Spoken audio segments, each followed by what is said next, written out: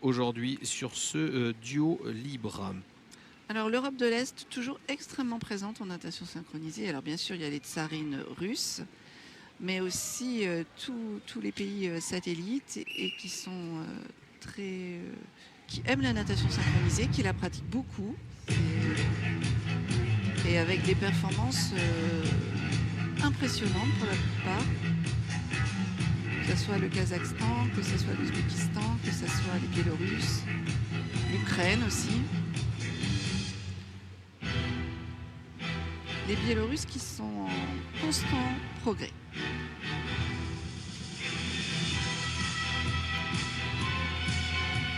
Je les ai vus dernièrement à la Coupe d'Europe et puis je les ai vus aussi au championnat du monde à Kazan en Russie.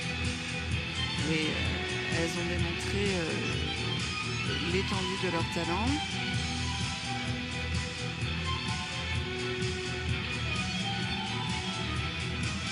Une belle énergie, une belle transition entre les figures et les mouvements de bras.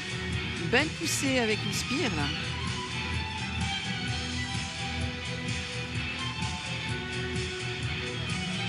J'apprécie aussi la synchronisation des mouvements avec la musique.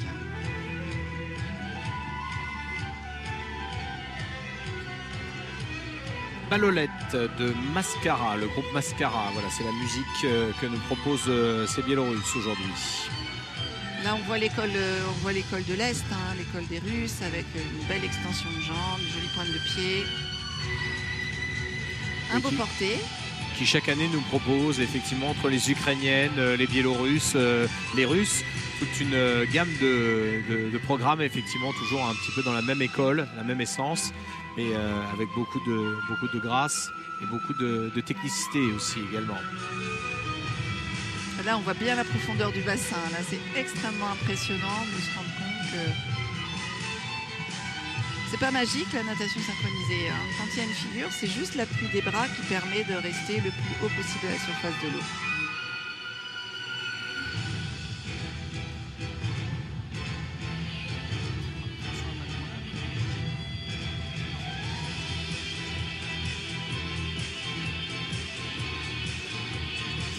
Une vraie rapidité hein, pour ces Biélorusses.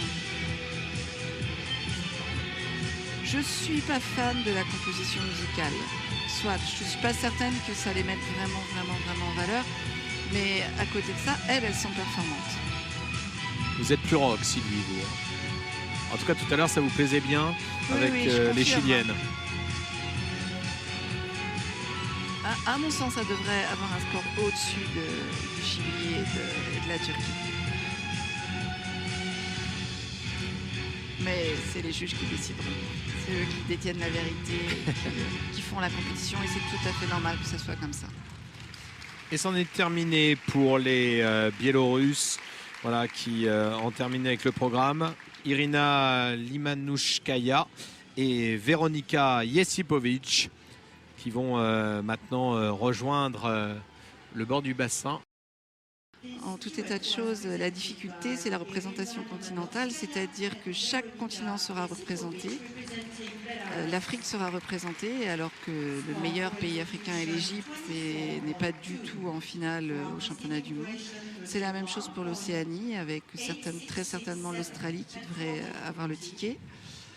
Et résultat des courses, nous avons un continent extrêmement fort en Europe, avec l'Espagne, la Russie, l'Ukraine, la France, l'Italie, la Grèce.